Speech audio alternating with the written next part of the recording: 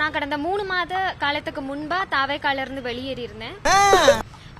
தாவேக்கால இருந்து வெளியேறின சமயத்துல இருந்தே தொடர்ந்து தாவேக்கா தொண்டர்கள் ஆகட்டும் ரொம்ப அஃபென்சிவான கமெண்ட்ஸ் தான் போட்டுட்டு இருக்காங்க. ஏதாவது ஒரு அறிக்கை வாய்மொழியாகவோ இல்லாட்டி வந்துட்டு அறிக்கை எழுத்து வடிவிலையோ கொடுப்பாரு அப்படின்னு நானும் எதிர்பார்த்துட்டே இருந்தேன் இந்த 2 மாத காலமா.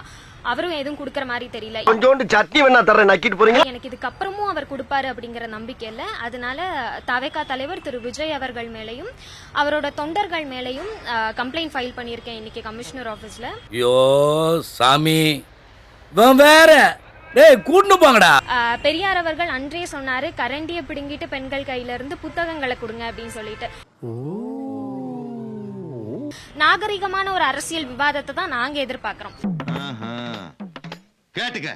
எதிர்கட்சிக்காரங்கள நியாயமான விமர்சனங்கள் நாகரிகமான விமர்சனங்கள் எடுத்து வைக்கிறது அப்படிங்கறது ஃபைன் தான். நாங்களும் வந்துட்டு கருத்தியல் ரீதியான விமர்சனங்களை தான் எடுத்து வைக்கிறோம்.